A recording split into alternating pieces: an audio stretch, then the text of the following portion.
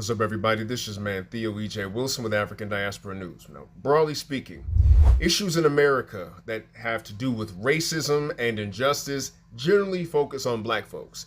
Issues in America that generally focus on Latinos always center around the border and immigration. But then you got this interesting cross-section, African immigrants, who happen to encounter both xenophobia and racism, anti-black racism to be specific.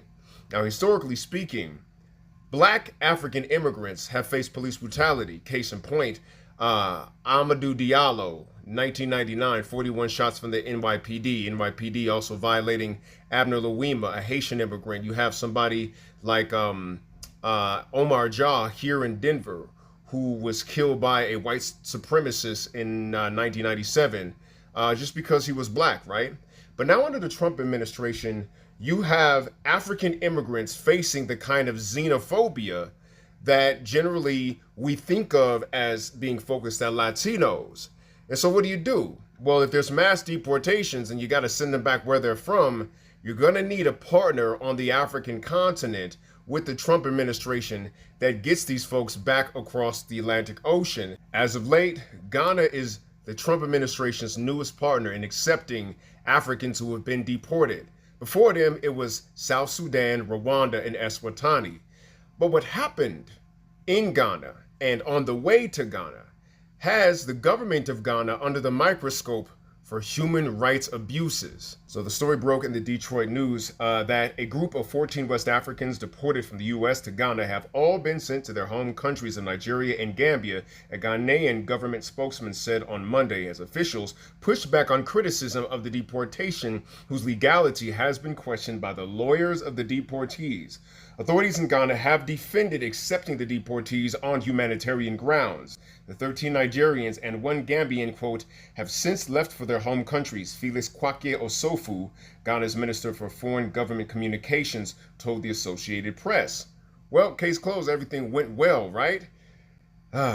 Until it came out that the detainees were literally straitjacketed and bound, fed only bread and water on the flight from the U.S. to Ghana. How bad were the conditions? The lawsuit filed in federal court in Washington on behalf of 5 migrants says passengers were woken in the middle of the night on September 5th and not told where they were going until hours into the flight on, get this, a U.S. military cargo plane. I don't know if you know about these cargo planes, but they are not for human consumption. These things are literally meant to transport objects. There are no creature comforts whatsoever, right? And then the migrants have been detained for 5 days in Ghana up to the writing of this article in, quote, squalid conditions and surrounded by armed military guards in an open-air detention facility called Demba Camp, the complaint says. Conditions are abysmal and deplorable, with tents for shelter and little running water. So when I read that, I said, what in the reverse airborne middle passage is going on? And who sanctioned and permitted these kind of human rights abuses to take place? Because I understand in the broad spectrum of America that, hey, if you came in here illegally, you got to go through the channels the right way. But what I feel is happening is that because of the racist way that the Trump administration is targeting migrants who are not white, and especially how the cross-section that African migrants occupy when it comes to those facing xenophobia and racism, I feel that the Trump administration is setting the tone to have these human rights abuses normalized. And if any country in Africa partners with them in this endeavor, you will see them also getting blood on their hands in a way that I think makes them vulnerable to facing possibly justice in the International Court of Justice, in other international governing bodies. They could face a tribunal in a way that the United States may not, in a way that another Western country like, I don't know, Israel may not. In that partnering with the United States in its efforts to cleanse the country of non-white bodies may just put them in the crosshairs of international bodies that administer justice, and they may be prosecuted as a proxy to the United States if they don't keep their hands clean. So listen to what it said. This was not in America. This wasn't Alligator Alcatraz in Florida, which has just been recently shut down. No, no, no, no, no, no, no. This was in Ghana. And if these detainees were from Nigeria and Gambia, and they were abused in Ghana by Ghanaian guards in a Ghanaian facility, that could cause an international incident between Nigeria, Gambia, and Ghana. So now you have participating with the US in its human rights abuses, causing strife between countries in Africa. And here's a glaring contradiction that has to be pointed out. Now, Ghana's foreign minister, Samuel Ablakwa, said that they took these folks on for, quote, purely humanitarian principle. That's what he said.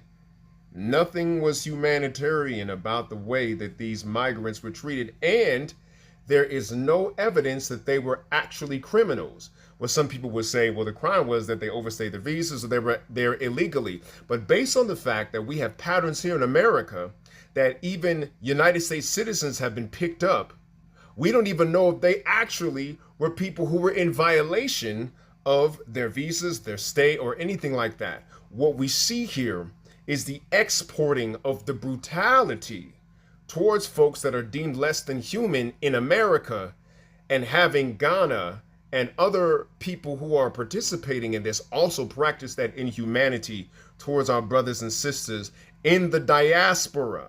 And so I know that there's a lot of us who have taken on anti-immigrant sentiment, but when it comes to those of us who are also B1, Black First, which covers Africans, that right there needs to be confronted. And understand that, number one, you should be down for nobody's human rights to be taken. But if you say that you be one, the treatment of these brothers and sisters is abhorrent, and we must speak out, even as foundationals. This is our fight too. Now, then we come to find out that African leaders were under significant pressure from the Trump administration to accept the migrants that he was deporting. It was reported in Reuters that Trump, who has shuttered the U.S. Agency for International Development and slashed funding for programs that help Africa, hosted leaders from Gabon, Guinea-Bissau, Liberia, Mauritania, and Senegal. This is a mark of imperialism. This is a mark of colonialism, and this is also a mark of the tone deafness of the Trump administration as they stamp through all of the civil rights and all of the human rights that have been fought for so many decades to accomplish their agenda, which is the re-whitening of America, and that includes attacking Black folks who were not born in America, and then pressuring African leaders to participate in this kind of thing means that he is not in any way respecting these African leaders. In fact, I do remember that it was Trump that called African countries whole countries, and that's exactly how they're treating the leaders of these countries and the people who are from there as well. So in my opinion, this is par for the course for them, but it's absolutely gross. This could easily be one of the things that throws Africa further into the arms of the BRICS alliance, because you don't see any foreign leaders who are aligned with BRICS asking them to participate in such inhumane treatment. I mean, you got literally straitjacketed on a cargo plane for 16 hours, fed bread and water, and then held in open air camps with armed guards in inhumane conditions. In other words, the good old American way. That's not something that they would have to deal with in forming alliances with some of these other countries. As long as you are in partnership with the West Africa, you will be asked to compromise something very precious and priceless, and it might be your moral integrity, because holding hands with the West, as many people are waking up to, has always been a devil's bargain. That's my thoughts on it. I'd love to hear your thoughts. Please share with me your feedback. My name is Theo Wilson with African Diaspora News. Please follow my YouTube channel at Theo Cyrus Rising, and I'll speak to you soon. Thank you.